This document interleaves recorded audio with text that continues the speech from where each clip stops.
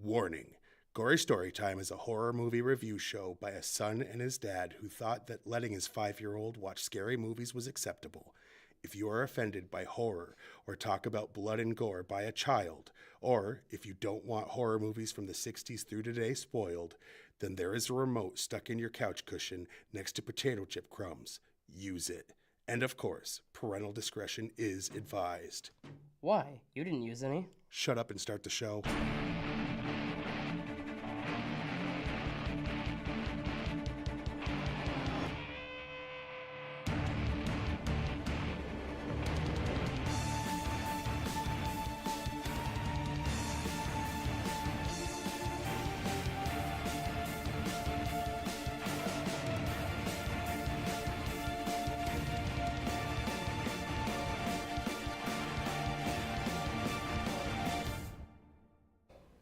Welcome to Gory Story Time. I'm your host, Jason. I'm his co-host and his father, Craig, and this is, week 3 of our 4-episode arc of unnecessary, horrible, damn near ruined a series sequels. Most of which is have weird been for you kind to of say rebooted because since. you didn't like the other second one in the series. Well, no, that's the third one. Yeah, but everybody kind of doesn't want to count this. And anyway, the point being, a lot of people didn't like this, but we'll get into that later. Obviously, you know, if you've been following along with what we've been doing, we did Seed of Chucky 2 weeks ago. Which was awful. Yes. Last week, we did one that was even worse because there was some Leprechaun in the Hood. racistness. Oh yeah, Leprechaun in the Hood was even worse. And then this is Book of Shadows Blair Witch 2, because you always put the words after the colon prior to the name part 2. And the name Book Never. of Shadows doesn't even make sense for anything in the movie. Listen, that's only one of many, many, many issues this movie had. Like, the guy was writing a book, they could have called it That Guy's Book. That Guy's Book, Blair Witch 2. No. Hey, that's even better. It rolls off the tongue. Yes. Anyway, well, the basic premise is this is a world where people understood that the Blair Witch was a movie, but they're questioning, was it real? Was it a movie? Even though they knew that they were actors in the first one. Like, it's weird. It is really weird. They tried to like blur that line, and this is a reenactment of real events, is what it said at the very beginning prior to, Yeah, they said that this is a reenactment of what actually happened with this tour guy. I'm like, yeah, okay. No. So they made a sequel of a found footage movie with actors acting in front of cameras, like not found footage style. Right. Makes sense. That'd be like if Paranormal Activity was suddenly like, big budget, just, you know. Yeah. I mean, it was still found footage, but marked ones. The marked ones had a bigger budget than the other ones. Right, but I'm saying... And it was more movie-like than the others. Yeah. Anyway, so the premise is people go down to Burkittsville, where the original movie supposedly took place, and they go on these tours out into the woods. Well, not supposedly. That's where it took place. Except not... I'm saying they thought the real story of the first movie took place. So they're going into all the places where they shot the stuff, and bad things happen on these tours. That's the basic premise of this. These tours, Dad, single tour. They're all virgins in this bus. Yes, except was there or was there not another tour group that showed up and ran into them? Not Okay, them. so multiple tours. Not them. Not the other tour that makes what you said absolutely correct. Right, we don't count them. Anyway. But let's let you guys see a little bit of what it is we're talking about with the trailer. Roll that trailer, Colin. Last summer, after the crowds left, 5 strangers returned to the woods to uncover the truth. But one of them has a secret that will unlock the curse. You know, if you don't believe in the Blair Witch, then why the hell did you bother to come?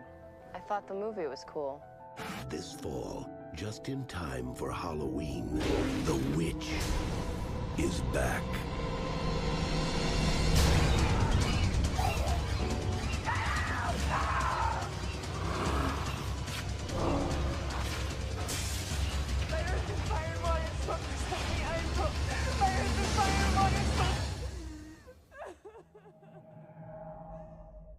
on October 27th, forget everything you've heard. Forget everything you've seen. Because this time, the truth is scarier than fiction.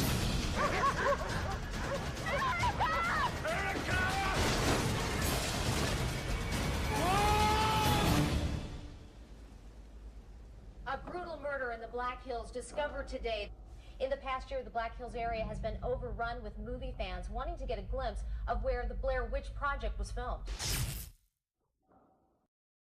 All right, well, anyway, discussing while the trailer's on. Apparently, he didn't understand this film, so we'll get into that. But first, we got to pay some bills. Yeah, we do. We definitely got to pay some bills. So these are the commercials that we do every week that are for actual things that really exist. You can purchase or do or use or whatever these things. Yes. And that's why we're sitting here on these fat stacks of cash. Right. For example, this week's commercials, Gory Story Time is brought to you by Unnecessary Things, the online shop for the coolest random swag from horror movies you never knew had swag. From Blair Witch baby bibs to Critters shot glasses, check out our wide selection today. A couple of new items this week include vinyl 45s of the Texas Chainsaw Massacre version of Maniac and Freddy Krueger brand caffeine pills. That's unnecessarythings.com. Check us out today. Okay. And by Whose Boobs Are Those? The game show created for fans of movie breasts. We show you a set of cans and give you 3 choices of actresses they may belong to. If your team recognizes more celebrity tatas, you advance to our motorboat round, where you are blindfolded and motorboat a secret celebrity set of sweater puppies. Big winners get a trip to Dollywood. That's Whose Boobs Are Those? Check your local listings for time and channel. Dollywood is the theme park run by Dolly Parton. Oh, that's Perfect. that works. Possibly the best game show ever created. All right, let's get some behind the scenes information, or as you like to call it, the meat and beef. Yeah, let's get into the meat and beef of the show.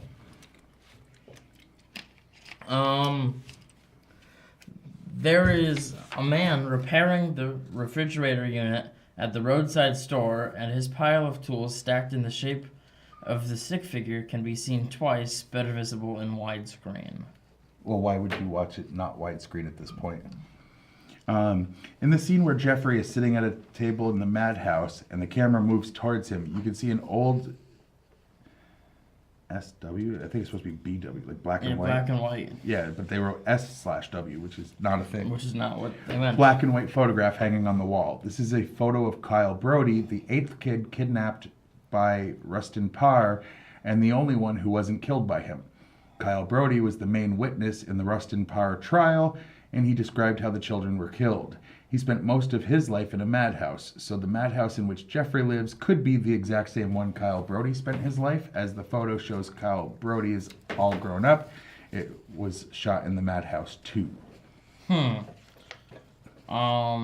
the tour group picks up Kim Diamond from the cemetery, she is lying on a tomb marked Treacle.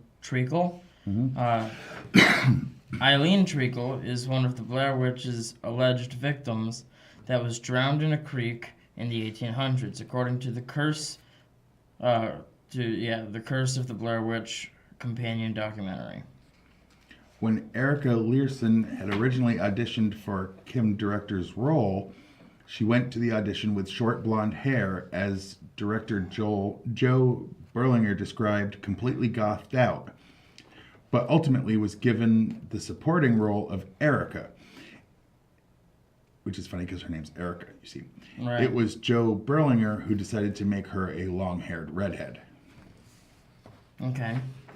The film was to originally open with Frank Sinatra's song Witchcraft, to give off a lighter atmosphere before the plot unfolded, but Artisan Entertainment forced Berlinger to instead include Marilyn Manson's Disposable Teens for the opening scene for a punk rock feel instead.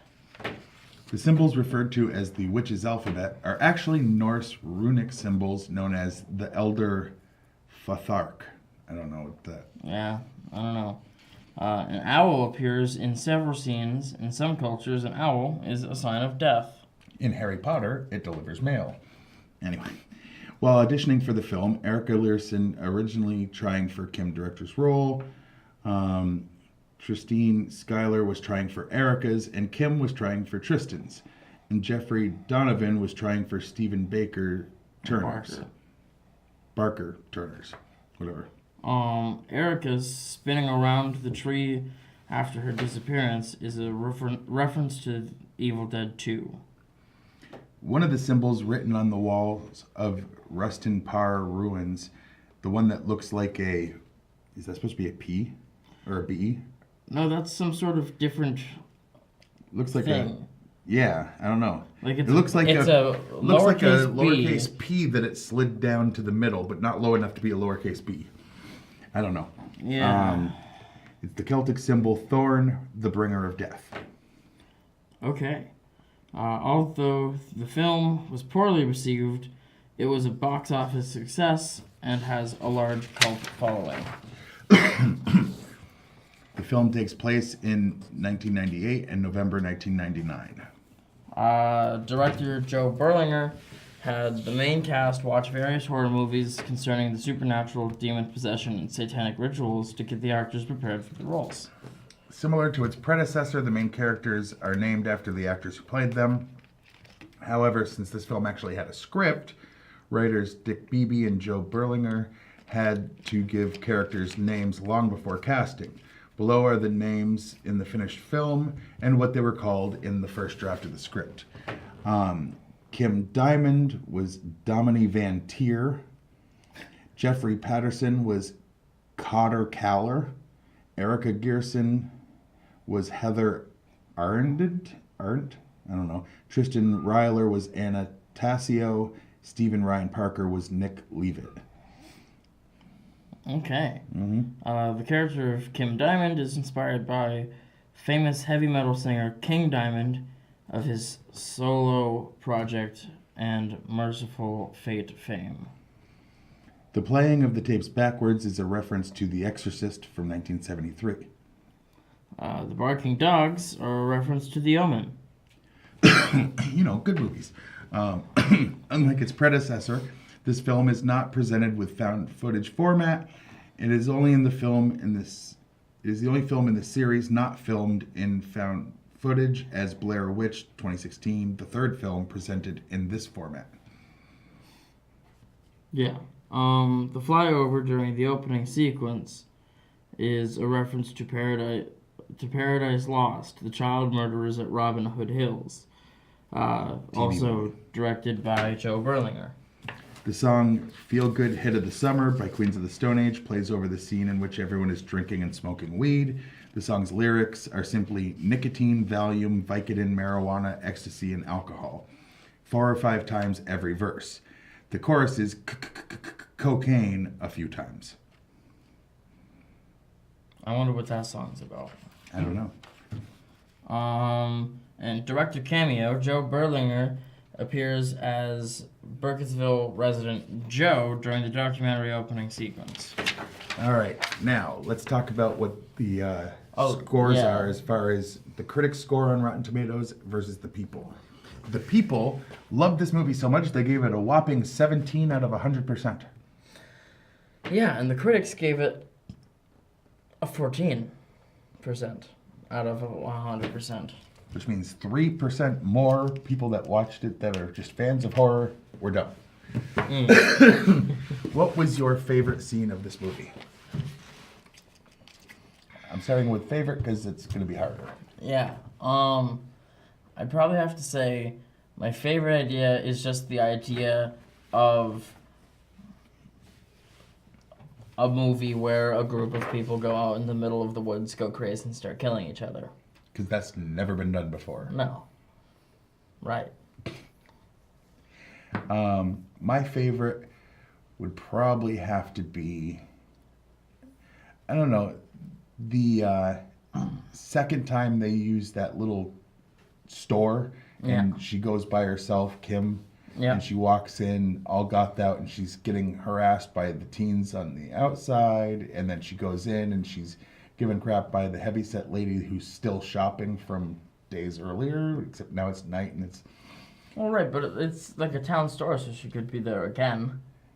Yes, but everyone was in the same positions they were the first time they stopped in. It was meant to be a little weird and creepy. Threw the Money card at her. Yeah. So, and then there, the cart, and then they were getting crap. She was getting crap from the lady behind cashier. the counter. Yeah. She's like, "Am I gonna have any problems?" Nope. And then she starts to ignore her. Yeah. She's like, "Well, I want to talk to your manager." I am the manager. All right, and let me talk to you. And looks at her name tag and says, "Do you know how crappy your person on register is?" Ha ha ha. Yeah. Yeah. Yeah. I like that scene. What was your least favorite part? My least favorite part was all the parts where it would flash forward to the future and show us basically the outcome of what we were going to see unfold, which was the same least favorite thing I had about Bird Box, because knowing who's going to survive, that these 4 out of the 5 characters or whatever are completely fine and they're being talked to by the cops, I'm like, oh, so they make it out. Okay. My least favorite thing was probably the fact that they decided to make a sequel to a found footage movie and not have it be a found footage movie. It drove me nuts. And, you know, they were like, this is a world where the Blair Witch exists as a movie. And they know that was fake. But did they? Because they questioned it, because was it true? Even though, like, those 3 main characters from the first one had been on talk shows and said, yes, we just used our real names and blah, blah, blah. And they were doing interviews. And so you knew it wasn't true. But this is supposed to be a world where all of that happened, but it still could be true. Ugh. Yeah, the crazy guy was dumb. They needed to come up with a specific plot if they were, you know what I mean? Like, they can't, it shouldn't be that open-ended. And I don't like that, like, reverse storytelling where they basically just tell you the end before you get there. I don't like that, and they need to stop. Now, what would you give this on a rating of 1 to 10? You know, it's harsh because I gave the first one in this series a low rating because I didn't like it. But I gave that like a 6. I'm gonna have to go with like a 1.5 on this one, because for what we're doing, which is follow-ups to movies, this was even worse. Even though you liked it more than the original. Yes. Because. But you're rating it as a follow-up to that movie. How did this follow it up? This did not follow it up at all. This was terrible. They shouldn't have done it in that case. But as its own thing, if the Blair Witch didn't exist and this had just come out and they were like, oh, group of crazy people went into the woods woods to go thing, to the real places where they filmed a movie that you're saying minus didn't exist. That. The plot. No, the plot is they think that there's a thing in the woods. Because of a movie. So minus the because of the movie. They could have just thought there was a thing in the woods there and then go. There are hundreds of movies about people in the woods where they go crazy for whatever reason and people start dying. And it can be done well. Watch one of those. Right, they can be done well. Cabin Fever. Okay. Which has a bunch of sequels that I don't... They're so bad I don't even want to discuss them on the show. But the first one, it was done well. It was that idea. They could have just done Cabin that. in the Woods. Well, that's a little different. That is very different. Okay. So... What would you rate it? Honestly, because I, unlike you, was a fan of the original. And because this was supposed to be a sequel to that, yeah, I'm going to give it a 2. Because Oh my. I would sit and watch it, but not often. This is, matter of fact, last night with you was the second time I watched it. The first time was when it first came out on like rental. Back when you would go to a store that had video cassettes and DVDs. At the time there were DVDs. Which is weird because... And you would pay money to bring them home, and you would have to pay extra money if you brought them back late. But it's even weirder because I didn't like the first one. This one was okay. Not as a sequel, but it was You like the third one, which was And basically the third first was one awesome. redone with drones. I just loved the first one. And the second one, the third one. Yeah. Yeah. The Blair Witch. No, not the Blair Witch, just Blair Witch. Oh, it was the just- Blair Witch Project was the first one. The second one was just called Blair Witch, I believe. Oh, Or really? the third one. Third one. This one is Book of Shadows, Blair Witch 2, because... Because they need better people on titles. Anyway, So give our info. It's over there. It's not. It is. It will be. Boom. There we See, go. I said. So you can watch our show, Fact TV, Channel 8, and Channel 8, Thursdays at 8:30 p.m. and Fridays at 7 p.m. You can email us at gorystorytime@yahoo.com. Uh, Questions, comments, suggestions. You might be offended that you were talking about, sweater puppies. and motorboating. You can like us on Facebook. And if you can like us on Facebook, yes, or you can like Fact TV on Facebook, unless you're watching the live stream currently, and then you already have, and good job. Yeah, way to go. Good And job, you. You can follow us on Twitter. I'm at Craig Jakes, all one word, all lowercase, and I'm at Jason T. Jakes, capital J, capital T, capital J. We don't talk about the show. nope, We'll try to offend you, though. we certainly do try to be offensive. We are not politically correct. And we don't try to be. The end. Yeah. So So that's until about next time, I'm your host, Jason. I'm his co-host and father, Craig. Sweet dreams.